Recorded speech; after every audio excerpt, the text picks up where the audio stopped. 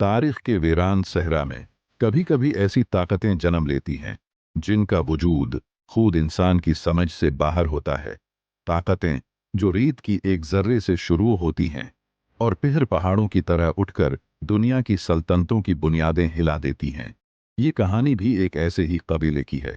एक ऐसा कबीला जिसे कभी कोई नाम तक देने को तैयार नहीं था। ऐसे लोग जो खीमों में रहते, घोड़ों पर सूते और मुसलसल हिजरत करते थे, जिनके पास न किले थे, न शहर, न खजाने, न कोई लिखा हुआ मुस्तकबिल। लेकिन फिर किस्मत ने उन्हें एक ऐसा रास्ता दिखाया जिसने सिर्फ उनकी दुनिया नहीं बदली, बल्कि पूरी इस्लामी दुनिया, पूरी ईसाई दुनिया और पूरा एशिया उनकी गर्ज से लरज उठा। एक ऐसी सल्तनत जो कहीं दूर खुरासान की सर्द रातों और रेगिस्तानी तूफानों में पैदा हुई और चंद ही दहाइयों में इस कदर ताकतवर हो गई कि बाज़ंतीनी शहंशाह भी उनके सामने झुकने पर मजबूर हो गए। एक ऐसी ताकत जिसने बगदाद के तख्त को बचाया, मालाकंड की घाटियों से लेकर अनातोलिया तक अपनी मुहर थप्त की और इस्लाम के नक्शे पर ऐसा असर छोड़ा जो आज तक मिटाया नहीं जा सका। ये है सल्जूकियों की कहानी, न सिर्फ उरूज की बल्कि उस धड़कते जवाल की भी जिसने एक अजीम कौम को अंदर से तोड़ कर रख दिया। एक ऐसा जवाल जो अगर न होता तो शायद दुनिया का नक्शा आज बिल्कुल मुख्तलिफ होता। तैयार हो जाएं, हम वक्त के धूल बहरी गलियारों में वापस जाने वाले उन दिनों में जब एक मामूली तुर्क कबीला सल्तनतों का फैसला करता था। ये है सल्जूक सल्तनत, उरूज से जवाल तक की नाकाबिल यकीन दास्तान। 1000 साल पहले वस्ती एशिया के लामुतनाही मैदानों में जहां तेज हुआ इंसान के अल्फाज तक ले उड़ती है, वहां तुर्क कबाइल अपनी सख्त तरीन जिंदगी गुजारते थे। जिंदगी उनके लिए एक जंग थी, सर्दियां बेरहम, दुश्मन हमेशा तैयार और खुराक हमेशा कम। इन्हीं दरबदर फिरते हुए कबाइल में एक कबीला था, कनीक।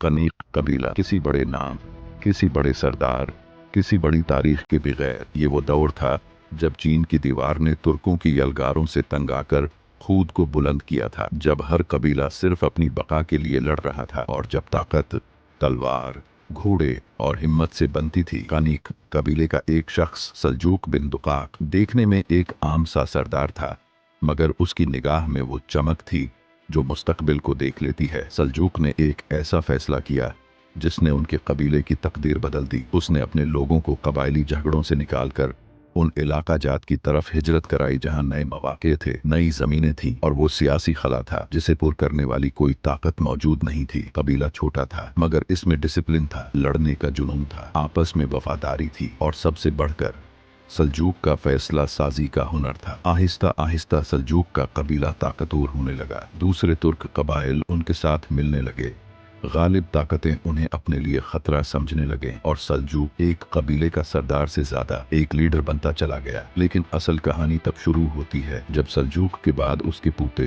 तुगरिल और चगरी बेग तारीख के मैदान में कदम रखते हैं। वो लम्हा जब एक कबीले के सिपाही पहली बार ये सोचने लगते हैं कि वो सिर्फ खाना बदोश नहीं बल्कि एक सल्तनत बनने की अहलियत रखते हैं। सल्जूक के बेटों ने अपने वक्त में बुनियादें रखी, लेकिन इस कबीले को सल्तनत बनाने का असल आगाज तुगरिल और चगरी बेग के हाथों हुआ। चगरी एक जंगजू, तुगरिल एक कायद, सिफारतकार और धीमे मिजाज का मगर नाकाबिले शिकस्त लीडर। दोनों भाइयों का ये इम्तिजाज तारीख में बहुत कम देखने को मिलता है। तुगरिल बेग ने सबसे पहले अपने कबीले को मुनज़्ज़म फौज में तब्दील किया। धूप में जले हुए चेहरे, तेज आंखें और बिजली की तरह दौड़ते घोड़े। ये तुर्क सिपाही दूसरे लश्करों से मुख्तलिफ थे। ये अपनी जान सरदार पर कुर्बान कर देते थे और सरदार उनके लिए जान भी दे देता था। जैसे जैसे ये तुर्क दस्ते खुरासान और ईरान की सरजमीन में दाखिल हुए, बड़े पुराने कबाइल की जगह मुनज़्ज़म फौज लेने लगी। ईरानी शहर कमजोर हो चुके थे, गजनवी तख्त अंदरूनी तनाजुआत का शिकार था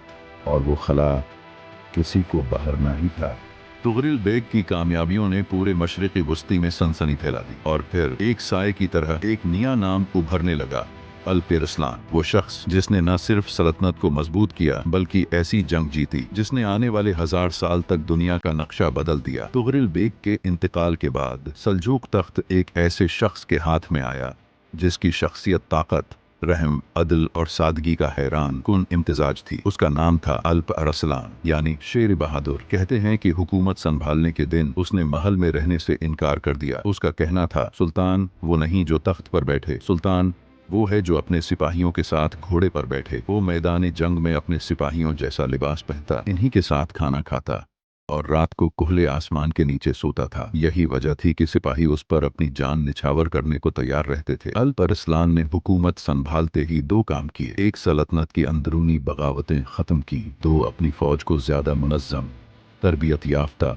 और बरक रफ्तार बनाया। लेकिन उसके ज़हन में एक बड़ा मकसद था, सल्तनत को मशरिक से मगरिब तक एक मजबूत दीवार बनाना और दुश्मनों के दिलों में वो खौफ पैदा करना जो कभी मुसलमान फातिहीन के नाम से होता था। मगर दुश्मन भी छोटा नहीं था। दूसरी तरफ खड़ा था रोमानियोस चाहारुम बिवजिन्स, बाज़ंतीनी शहंशाह, एक ऐसी सल्तनत का बादशाह जो सदियों तक दुनिया की सबसे मुनज़्ज़म और ताकतवर कुव्वत समझी जाती थी। बाज़ंतीनी सल्तनत तुर्की के बढ़ते हुए कदमों से खौफजदा थी। वो जानते थे कि अगर सल्जूकों को न रोका गया तो अनातोलिया उनके हाथों से निकल जाएगा। इसी खौफ ने एक ऐसी जंग को जन्म दिया जिसे तारीख मुलाज़िकरद के नाम से जानती है। साल था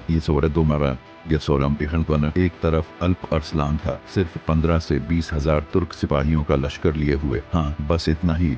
दूसरी तरफ बाज़ंतीनी सल्तनत थी, 60,000 से ज्यादा सिपाहियों के साथ, जिनमें यूरोप के किराए के फौजी, आर्मीनियन यूनिट्स, नॉर्मन नाइट्स और बाज़ंतीनी इलीट गार्ड्स शामिल थे। ताकत के फर्क से लगता था कि ये जंग एक लम्हे में खत्म हो जाएगी और सब जानते थे कि आम हालात में बाज़ंतीनी फतह को कोई नहीं रोक सकता। लेकिन ये आम जंग नहीं थी और अल्प अरसलान आम सिपा सालार नहीं था। जब सुल्तान ने जंग से एक रात पहले अपने खीमे से बाहर कदम रखा, उसके चेहरे पर सुकून था। उसने कहा, मैंने अपनी मौत का कफन पहन लिया है, अब या तो फतह लेकर जाऊंगा या शहादत। फिर उसने अपनी फौज को जमा किया। फौजी हैरान थे क्योंकि सुल्तान ने एक गैर मामूली फैसला किया। उसने सफेद लिबास पहना जो शुहदा का लिबास समझा जाता था। सारे सिपाहियों ने एक दूसरे की तरफ देखा और फिर एक आवाज बुलंद हुई, अगर सुल्तान ने कफन पहन लिया है तो क्या हम पीछे रह सकते हैं? पूरा लश्कर जज्बात से लबरेज हो गया। एक ऐसी आग उनके दिलों में जलने लगी जो सिर्फ ईमान और क़यादत की बदौलत जलती है। उधर बाज़ंतीनी लश्कर अपनी ताकत पर नाज़ा था। वो समझ रहे थे कि तुर्क तो दोपहर तक भाग जाएंगे। उन्हें क्या मालूम था कि तारीख एक हैरान कुन मोड़ लेने वाली है। 26 अगस्त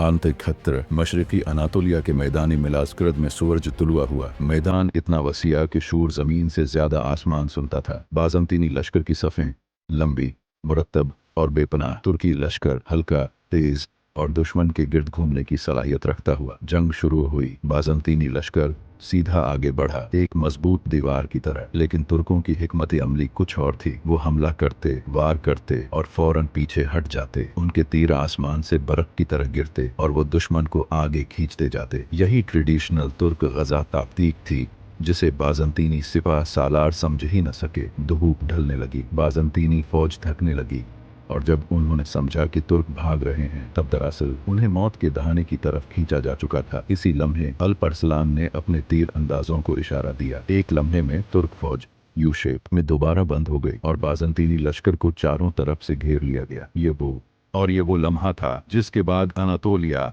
यानी आज की तुर्की मुसलमान तुर्कों का वतन बनने लगा। मलाज़कर्द ने तारीख का धारा बदल दिया। अल्प अरसलान के दौर में एक शख्स उभरा जो तारीख का शायद सबसे अजीम वजीर आजम था। उसका नाम था निज़ामुल मुल्क तूसी। निज़ामुल मुल्क सिर्फ एक वजीर नहीं था, वो दानाई, इंसाफ, नज़म, रियासती साइंस और इदारा साजी का पूरा चलता फिरता इदारा था। कहते हैं कि अगर सल्जूकियों की ताकत तलवार थी तो उसकी धार निज़ामुल मुल्क की अक्ल थी। उसने मुनज़्ज़म ब्यूरोक्रेसी बनाई, करप्शन रोकी, टेकस सिस्टम बेहतर किया, शाहराहें, किले और बाजार तामीर कराए, पुलिस और अदालती निज़ाम को मजबूत किया और सबसे बढ़कर मदरसा निज़ामिया कायम की। ये सिर्फ मदारिस नहीं थे, ये वो यूनिवर्सिटियां थीं जिन्होंने इस्लामी दुनिया को सदियों तक इल्म दिया। यहीं से इमाम गजाली जैसे नाम उठे। निज़ामुल मुल्क ने सुल्तान को सुल्तान बनाया और अवाम को रियासत से जोड़ दिया। लेकिन तारीख की अपनी ही जिद होती है। जिस शख्स ने सल्तनत को उरूज पर पहुंचाया उसे सबसे पहले जवाल के खंजर ने निशाना बनाया। हसन सब्बाह के फिदाइन ने उस पर हमला किया और वो शहीद हो गया। कहते हैं उसके आखिरी अल्फाज थे, सल्तनत तख्त से नहीं अदल से कायम होती है। लेकिन इस अदल का चराग उसके बाद बुझने लगा। निज़ामुल मुल्क के बाद मैदान में आया सुल्तान मलिक शाह। अगर अल्प अरसलान ने सल्तनत जीती थी तो मलिक शाह ने उसे खूबसूरती, इस्तेहकाम और ताकत की इंतहा तक पहुंचाया। मलिक शाह के दौर को अक्सर सल्जूकियों का सुनहरा दौर कहा जाता है। क्योंकि सल्तनत का रुकबा चीन की सरहदों से लेकर बहीरा रूम तक फैल गया। तिजारत, रास्ते और कारवान सराएं महफूज तरीन हो गईं। बगदाद, इस्फहान, निशापुर, मरो सब अहम इल्मी मराकिज बन गए। सड़कें, पुल, नहरें और दिफाई किले तामीर हुए। इस्लामी दुनिया सियासी तौर पर मुत्तहिद होने लगी और सबसे बढ़कर लोग खुशहाल हो गए। कहते हैं कि मलिक शाह के दौर में रात को एक औरत तन्हा सफ़र करे तो भी खौफ ना हो। ये वो दौर था जब सल्जूक सल्तनत न सिर्फ मजबूत थी बल्कि मुहज़्ज़ब, तालीम याफ्ता और दुनिया की सुपर पावर बन चुकी थी। मगर तारीख में उरूज कभी शांत नहीं रहता। इसके पीछे हमेशा एक साया होता है। वो साया ज़वाल का होता है और हर बार ज़वाल बाहर से नहीं अंदर से आता है। मलिक शाह का अचानक इंतकाल सल्जूक सल्तनत के ताबूत में पहली कील साबित हुआ। उरूज के इन्हीं दिनों में एक और कहानी भी परवान चढ़ रही थी। एक ऐसा शख्स जो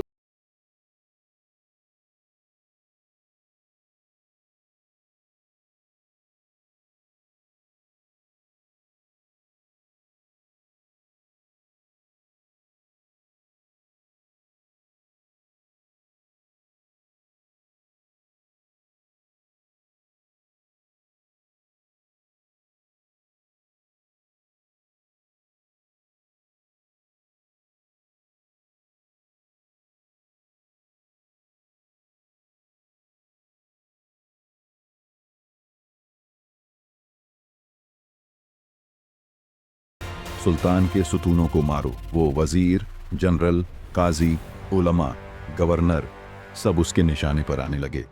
सल्तनत का ऐसा भी निज़ाम इन्हिदाम होने लगा। लेकिन ये तो सिर्फ आगाज था। मलिक शाह का इंतकाल अचानक हुआ। कुछ कहते हैं बीमारी, कुछ कहते हैं जहर दिया गया। मगर हकीकत जो भी हो, सल्जूकियों को इसका सदमा बर्दाश्त ना हुआ। एक अजीम सल्तनत अचानक यतीम हो गई और जहां ताकत हो वहां वारिसत की जंगें भी होती हैं। मलिक शाह के बेटे, भाई, कजन सब तख्त के लिए लड़ पड़े। जिन इलाकों में सल्जूक परचम लहराता था वहां मकामी गवर्नर खुद मुख्तार होने लगे। सल्तनत मशरिक और मगरिब में टुकड़ों में तकसीम हो गई। अब दुश्मनों का काम आसान था। जब सल्जूक एक दूसरे से लड़ रहे थे, यूरोप ने तारीख के सबसे बड़े हमलों में से एक का आगाज किया, पहली सलीबी जंग। अगर सल्जूक मुत्तहिद होते तो शायद सलीबी फलस्तीन तक न पहुंच पाते। लेकिन सल्जूकों की ताकत तकसीम थी और सलीबी किले पर किला फतह करते गए। इसी दौरान फिदाइन कमजोर क़यादत का फायदा उठाते रहे। करप्शन बढ़ती गई, सल्तनत का खजाना खाली होने लगा, फौजी तनख्वाहें रुक गईं और गवर्नर सल्तनत से ज्यादा अपनी वफादारी निभाने लगे। सल्जूक सल्तनत जो कभी रेत के टेलों से उठकर आसमान को छूने लगी थी, अब अंदरूनी झगड़ों की वजह से जमीन से जा लगी। एक मुवर्रिख ने लिखा, सल्जूकियों को दुश्मनों ने नहीं गिराया, उनकी अपनी तलवारें उनके खिलाफ उठ गईं। आखिरकार एक वक्त आया कि सल्जूक सल्तनत चंद शहरों तक महदूद हो गई और यूं दुनिया ने एक अजीम सल्तनत का जवाल अपनी आंखों से देखा। सल्जूक सल्तनत के जवाल के बाद रेगिस्तानी हुआ, अब भी उनके किलाओं के खंडर में गूंजती है। मैदानी जंग, बाजार, मदरसे सब खामोश, लेकिन उनकी कहानी अब भी तारीख के सफ़हात में धड़कती है। ये सल्तनत हमें सिर्फ ताकत के उरूज और जवाल की कहानी नहीं सिखाती, बल्कि एक सबक देती है जो हर जमाने के लोगों के लिए अहम है। ताकत सिर्फ शमशीर से नहीं मिलती। अदल, इल्म, इंतजाम और वफादारी की बुनियाद पर कायम रियासत देरपा रहती है। अंदरूनी इत्तिहाद सबसे बड़ी ताकत है। बैरूनी दुश्मन तभी खतरनाक होते हैं जब अंदरूनी इख्तिलाफ बढ़ जाए। क़यादत का असर सदियों तक रहता है। एक अल्प अरसलान, एक निज़ामुल मुल्क या एक मलिक शाह, उनके फैसले आज भी याद किए जाते हैं। सल्जूकों का उरूज हमें ये दिखाता है कि छोटे लोग भी अजीम काम कर सकते हैं और उनका सवाल ये कहता है कि अजीम ताकतें अगर अंदर से कमज़ोर हो जाएं तो छोटे दुश्मन भी उन्हें शिकस्त दे सकते हैं। आज भी सल्जूकी तामीराती तर्ज, इल्मी इदारे और फ़लसफ़ा इस्लामी दुनिया में दिखाई देता है। तुर्की, ईरान, इराक के तारीखी शहर उनके असरात की गवाही देते हैं। ये सल्तनत हमें याद दिलाती है कि तारीख सिर्फ माजी नहीं बल्कि मुस्तकबिल का सबक भी है। और यूं एक कबीला जो रेत के दरमियान खड़ा था, दुनिया की अजीम ताकत बनकर उभरा और फिर अपनी ही गलतियों की वजह से जवाल की राह पर चल पड़ा। ये कहानी हमें सोचने पर मजबूर करती है कि किस तरह क़यादत, इल्म और इत्तिहाद के बगैर कोई ताकत बरकरार नहीं रह सकती। सल्जूक सल्तनत का उरूज और जवाल हमें याद दिलाता है की तारीख हमेशा सीखने के लिए मौजूद है।